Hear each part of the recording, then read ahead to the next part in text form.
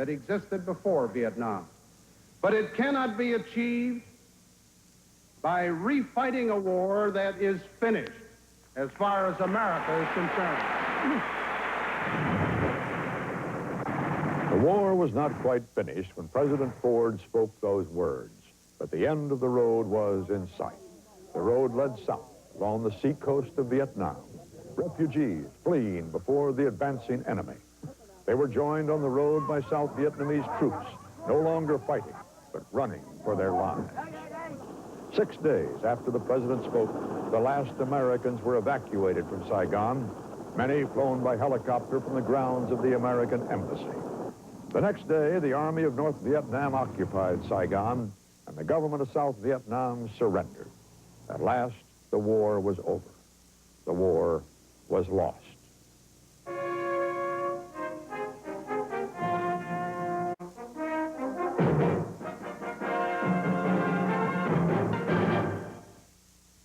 In 1973, with the signing of a ceasefire agreement in Paris. But for 2 years after that agreement, North and South Vietnam would accuse each other of violating its terms. And in fact, both did.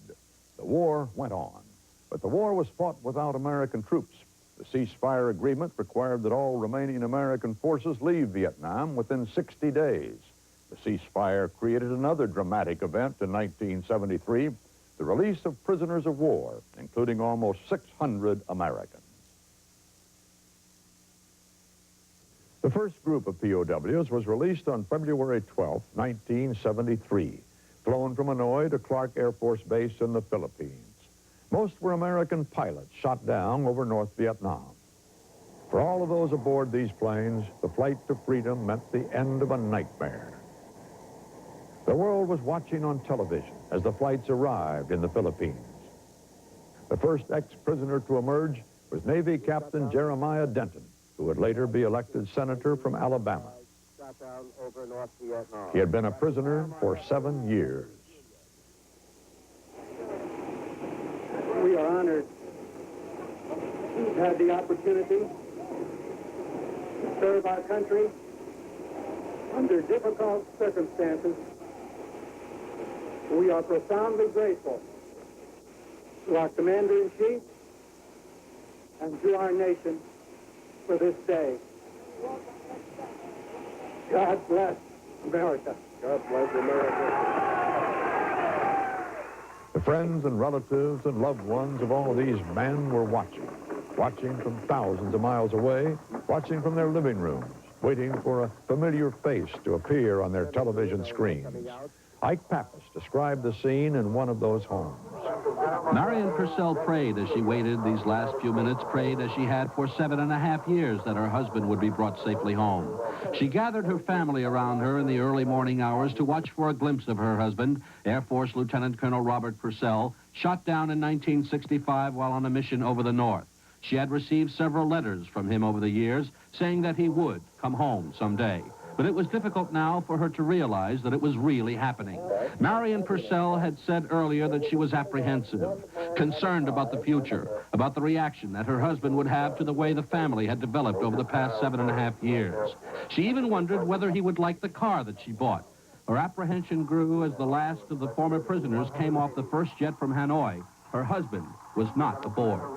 30 minutes later, the process was repeated as the men were taken off the second plane, and Marion Purcell and her long wait ended in tears and screams of joy. Lieutenant Colonel Purcell stepping off the door. There he is.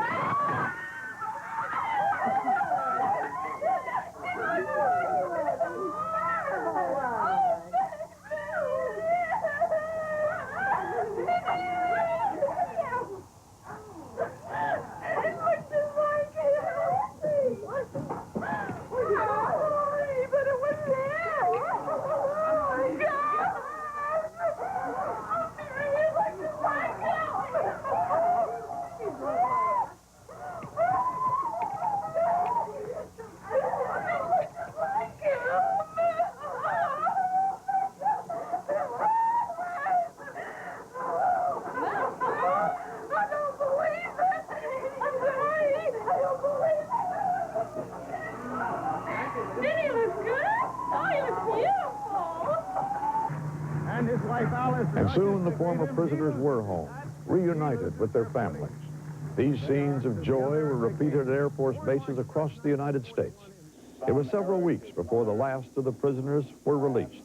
We reported that story from Hanoi on March 29, 1973. In recent weeks, they've been held in a prison 2 miles from downtown Hanoi.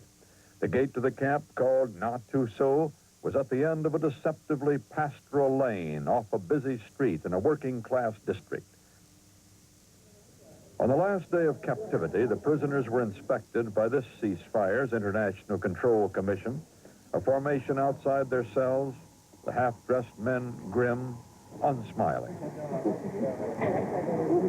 Then, seemingly to a silent signal, they marched to their cells. One grasped my hand in passing, only to have a guard break our grip. We weren't supposed to talk with them, but we managed to sneak in a few words before guards broke it up, these with Master Sergeant James Goff of Fresno, California. When were you shot? When were you shot? 27. December 27. December 27.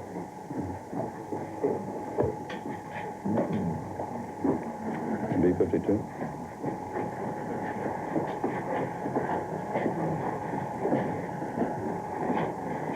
When was the first you knew about a ceasefire? 5 days after it was So you had reasonable feeling you're going to get out pretty soon, huh? Outside the camp, a large crowd in holiday, not unfriendly spirits, gathered to await the prisoners' departure in their camouflage buses.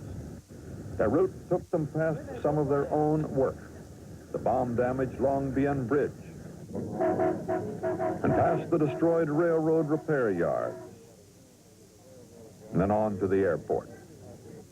As the buses stopped outside the airport, the quick, illegal conversations renewed, like questions as to who won the Super Bowl and how other teams were doing. How are the Boston Bruins doing?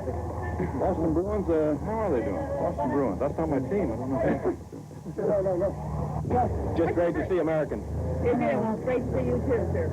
And then the North Vietnamese guards used their last minutes of authority to shut off the conversation again. Those are the last known American prisoners of war. That part of the Vietnam tragedy is over. But they leave behind 1,300 others missing in action. There's not much hope that many of them survive. But now the grim search begins to try to account for everyone, if possible. But for these men, it is now the flight to freedom, and on to Clark Field, the Philippines. This is Walter Kronkite, CBS News, Hanoi, North Vietnam. 1973. The prisoners were home. American troops were home. And other news was crowding Vietnam into the background. The other news was called Watergate, the scandal that embroiled and ultimately destroyed the Nixon presidency. It led to Nixon's resignation in August 1974, succeeded by his vice president, Gerald Ford. But partly eclipsed by Watergate, the war was continuing in Southeast Asia. Even after the ceasefire, American planes had continued to bomb communist strongholds in Cambodia. Congress finally forced an end to the bombing in August 1973. In Vietnam itself, the war was escalating again. The communists continued to build their strength in South Vietnam. The South continued to hammer away at communist positions. Some of those positions were controlled by local guerrilla forces. In late 1973, Ed Bradley visited the Viet Cong. Each village we visited had its own guerrilla force, a group of men and women, some of them still really boys and girls, who were armed with modern weapons and trained to fight. Here in the Hoa Cho village, when the local leaders learned we were interested in filming guerrilla activities, they arranged a series of demonstrations.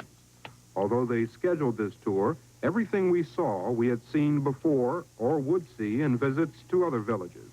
Similar scenes that were part of life and that were not staged for our benefit. The guerrillas are taught to care for and use their weapons at an early age. In many locations, we saw fully armed boys and girls only 14 or 15 years old. These Viet Cong guerrillas, or liberation fighters as they prefer to be called, served as the local police force. These guerrillas had finished their demonstration and were moving off on patrol when a government observation plane fired a rocket to mark the area for an airstrike.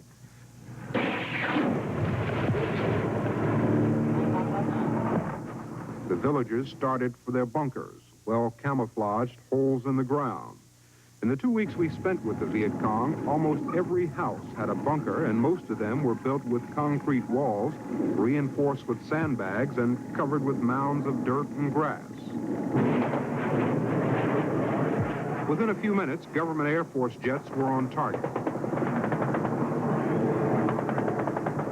Local officials pointed to this attack as an example of Saigon's violation of the Paris ceasefire accord. They told us their village was under Viet Cong control long before the ceasefire date. Yet they said almost every day since then, this area had been bombed or shelled by the big guns from nearby government artillery bases.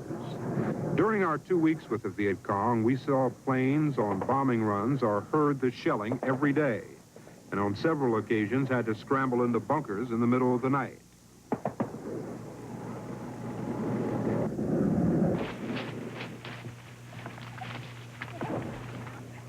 The Ho Chi Minh Trail is still in operation primarily to supply Khmer insurgents in Cambodia. Since Hanoi doesn't have to worry about American bombing, supplies for South Vietnam are trucked across the so-called demilitarized zone to those areas in this country's northern provinces that are controlled by the Viet Cong. But from this point, the trail springs to life again, and men and women replace the trucks.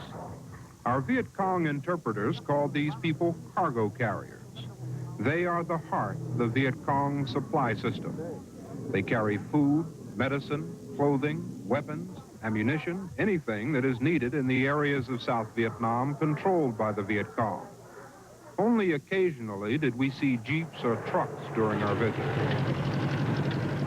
They make easy targets for Saigon's planes or artillery bases which bomb and shell these areas. The cargo carriers can slip off the road or into a bunker. They don't burn gas or require preventive maintenance. They work only in their own districts, so they know all of the trails and many of the people. As the monsoon season swept into Binh Dinh province, we expected a halt in this human transportation system, but the swollen rivers were only minor obstacles. This supply system is slow, antiquated, and, by modern standards, inefficient. It takes a long time for supplies to reach from one end of the pipeline to the other. But this archaic system provided the men and supplies to defeat the French. It withstood the years of massive American bombing. And today, the Ho Chi Minh Trail keeps a steady flow of materiel into South Vietnam. Ed Bradley, CBS News, with the Viet Cong. The Vietnam War with Walter Kronkite. Vietnam War with Walter Cronkite.